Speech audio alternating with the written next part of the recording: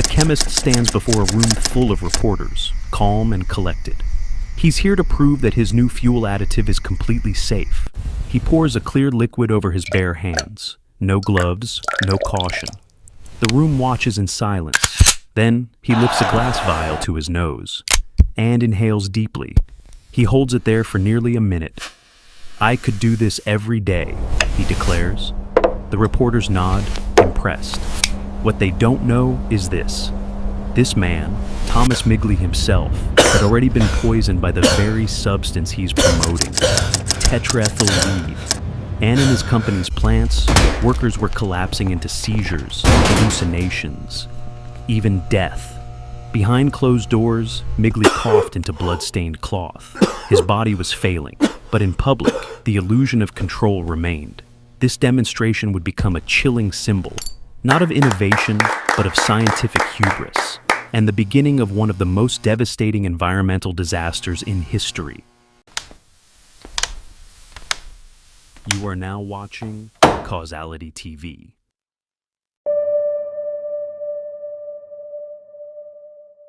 In the early 1920s, cars were changing the world, but engines had a dangerous flaw: knocking.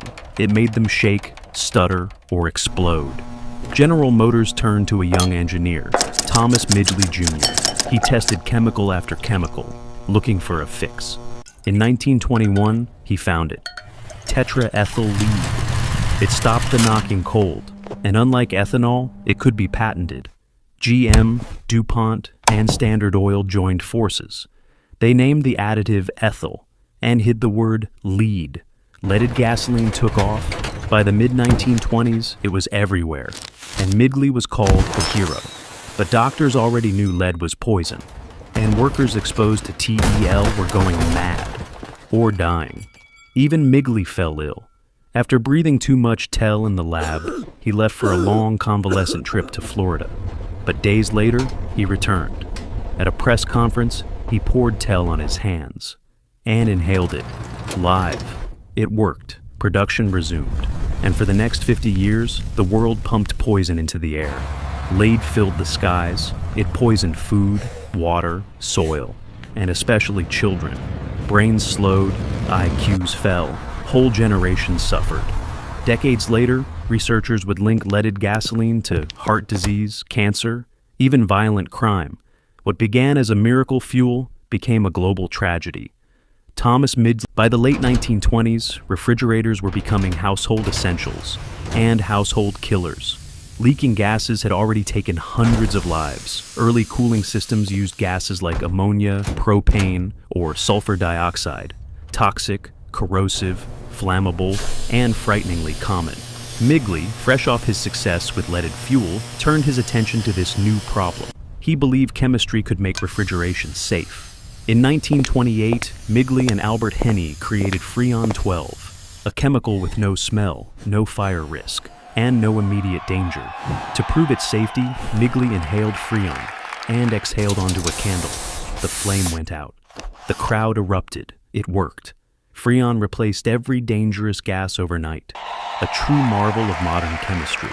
Midgley was hailed once more as a genius inventor. In 1941, he won the Priestley Medal, the highest award in American chemistry. By the 1940s, Freon was everywhere, in homes, factories, even medical devices. Society embraced it, unaware of the cost. But Freon's damage would take decades to reveal. Freon was designed to be stable, so stable in fact that it never broke down, not in engines, not in air, not even in the stratosphere. By the 1970s, scientists discovered the truth. CFCs were breaking apart ozone, the layer that shields us from ultraviolet radiation. The damage was invisible at first, but it grew fast. A hole opened over Antarctica and widened every year. More UV meant more skin cancer, more eye damage, more heat trapped on Earth's surface. By then, Midgley was long gone, but his legacy had changed, from savior to silent culprit. The same companies that once called him a genius were now racing to phase out his invention.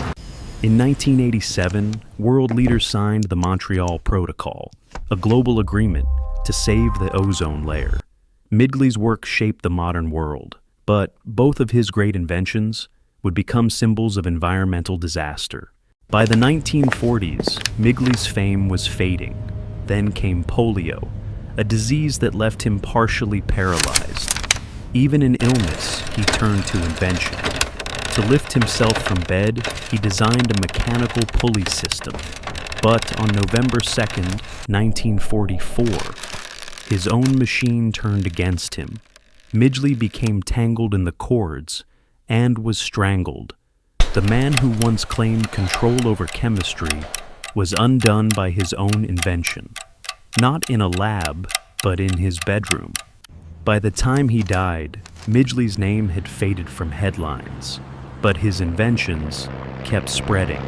For decades, no one connected the dots, not until science began to trace the damage back to him. Once hailed as a genius, Thomas Midgley is now remembered as the most dangerous inventor in history. Midgley didn't set out to harm the world, but history doesn't judge by intention, only by impact.